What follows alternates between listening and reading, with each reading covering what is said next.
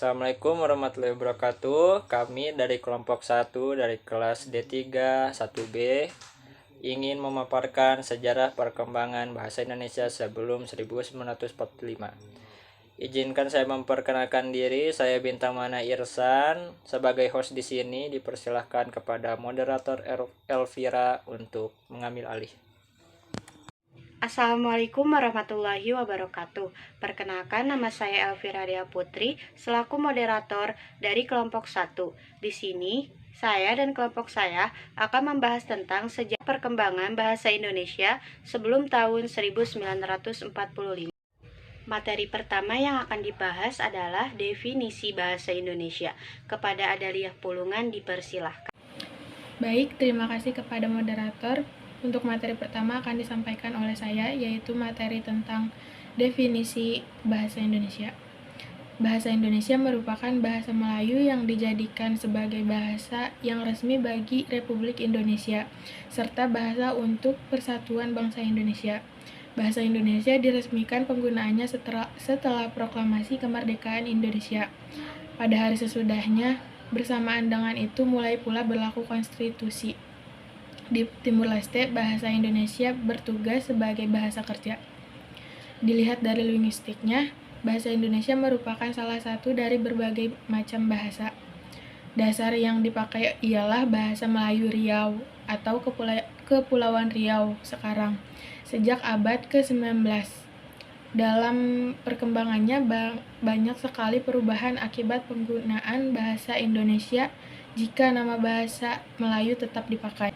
Proses ini menyebabkan berbedanya bahasa Indonesia saat ini dari berbagai bahasa Melayu yang dipakai dari Riau ataupun Semenanjung Malaya.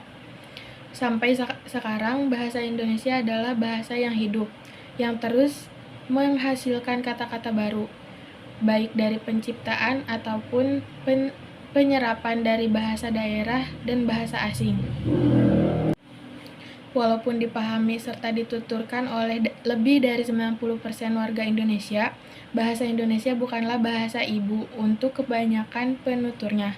Hampir semua warga Indonesia memakai salah satu dari 748 bahasa yang ada di negara Republik Indonesia sebagai bahasa ibu. Cukup sekian dari saya kembalikan kepada moderator. Dan selanjutnya, pemateri kedua, Alda Rahma, yang akan menjelaskan tentang Kerajaan Sriwijaya. Kepadanya dipersilahkan. Kerajaan Sriwijaya. Kerajaan Sriwijaya adalah kerajaan maritim yang memiliki armada perkapalan untuk perdagangan. Rakyatnya ini sudah menjelajah ke seluruh Nusantara, serta di mana-mana dia memperkenalkan bahasa Melayu untuk mempermudah hubungan dagang dengan semua penduduk Nusantara. Nah, dari mana sih kita tahu kalau mereka itu menggunakan bahasa Melayu? Nah, kita itu mengetahui mereka menggunakan bahasa Melayu dari prasasti-prasasti yang ditemukan. Salah satunya prasasti yang ditemukan di Pulau Jawa di daerah Kedu. Nah, prasasti ini dikenal dengan nama inskripsi Ganda Suli dan berasal dari tahun 832.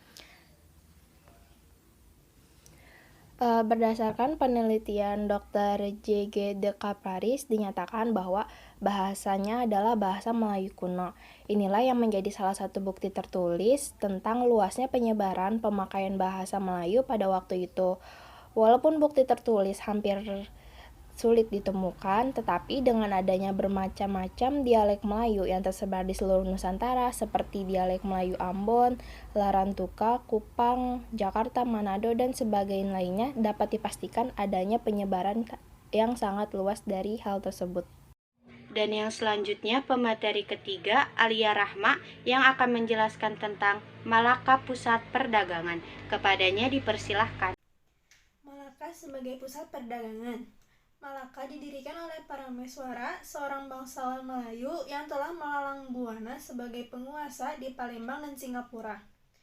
Pada awalnya, Malaka hanyalah sebuah kampung nelayan kecil milik suku orang laut yang terletak di pesisir selatan Semenanjung Melayu.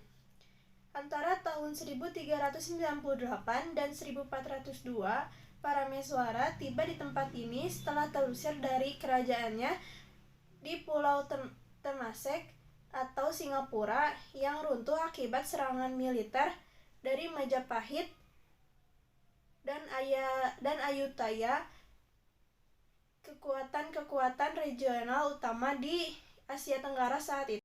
Dan yang selanjutnya pemateri keempat yang akan disampaikan oleh Anissa Fauziah tentang masa kesusastraan Melayu di Johor. Kepadanya dipersilahkan. Bagian selanjutnya adalah masa kesusastraan Melayu di Johor. Masa dibangunnya kembali kesusastraan Melayu di Johor adalah sebagai pengganti kesusastraan yang telah punah itu. Yang terpenting ialah sejarah Melayu dituliskan oleh Tun Muhammad Sri Lanang dengan gelar Bendahara Paduka Raja yang diperkirakan akan selesai ditulis pada tahun 1616. Kesusastraan dari Johor inilah yang disebut kesusastraan Melayu, dan bahasa yang digunakan adalah bahasa Melayu Johor. Dan yang selanjutnya pemateri kelima yang akan disampaikan oleh Anissa Putri yang akan membahas tentang permulaan abad 19 masa pujangga Abdullah bin Abdul Qadir Munshi. Kepadanya dipersilahkan. Materi 5 yaitu permulaan abad 19 masa pujangga Abdullah bin Abdul Qadir Munshi. Raja Ali Haji dan Abdullah bin Abdul Qadir Munshi tercatat sebagai pujangga besar Melayu yang berasal dari Kesultanan Riau Johor. Keduanya mengembangkan karya dalam alam kebudayaan serupa yaitu bahasa Melayu. Pertengahan abad ke-19, Raja Ali Haji menulis Kamus Eka Bahasa untuk bahasa Melayu. Sejak saat itu dapat dikatakan bahwa bahasa ini adalah bahasa yang full-fledged. Pada akhir ke-19, dapat dikatakan terdapat dua kelompok bahasa Melayu yang dikenal masyarakat Nusantara, yaitu bahasa Melayu Pasar yang koilukial dan tidak baku serta bahasa Melayu tinggi yang terbatas pemakaiannya tetapi memiliki standar. Dan yang selanjutnya pemateri ke-6 yang akan dijelaskan oleh Arsela Merisa Putri tentang tahun 1901 disusunnya ejaan resmi bahasa Melayu. Kepadanya dipersilahkan. Assalamualaikum warahmatullahi wabarakatuh. Halo semuanya, perkenalkan nama saya Arsela Merisa Putri. Di sini saya ingin menjelaskan tentang disusunnya ejaan resmi bahasa Melayu. Pada tahun 1901 disusun ejaan resmi bahasa Melayu oleh CHA Van Ophuijsen, disebut ejaan Van Ophuijsen, dan pada tahun 1904 Persekutuan Tanah Melayu di bawah Inggris mengadopsi ejaan Wilkinson.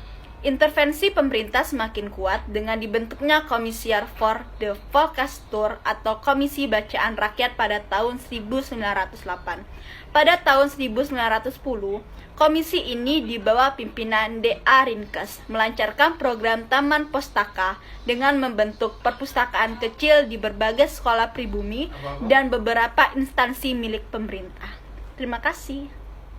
Dan yang selanjutnya pemateri ke-7 yang akan disampaikan oleh Asyifa Arifni tentang tahun 1918 diberikan izin menggunakan bahasa Melayu dalam perundingan. Kepadanya dipersilahkan. Assalamualaikum warahmatullahi wabarakatuh. Perkenalkan, nama saya Asyifa Arifni dari kelompok 1. Di sini saya akan menjelaskan mengenai perundingan itu diberikan izin untuk menggunakan bahasa Melayu. Ketua Dewan dilantik pada tahun 1918. Keinginan akan bahasa persatuan kembali mengembang pada bulan Juni 1918 berdasarkan ketetapan Raja Belanda. Pada anggota Dewan diberikanlah kebebasan untuk menggunakan bahasa Melayu. Selanjutnya, bahasa Melayu itu penerbit dan organisasi sosial dan juga politik kesemuanya menggunakan bahasa Melayu. Maka, jelaslah bahwa standarisasi pertama itu dilakukan oleh Raja Ali Haji dan kawan-kawannya, sehingga menjadi bahasa baku. Selanjutnya, dalam sistem kolonial Belanda dilakukan kembali standarisasi kedua melanjutkan upaya Raja Ali Haji.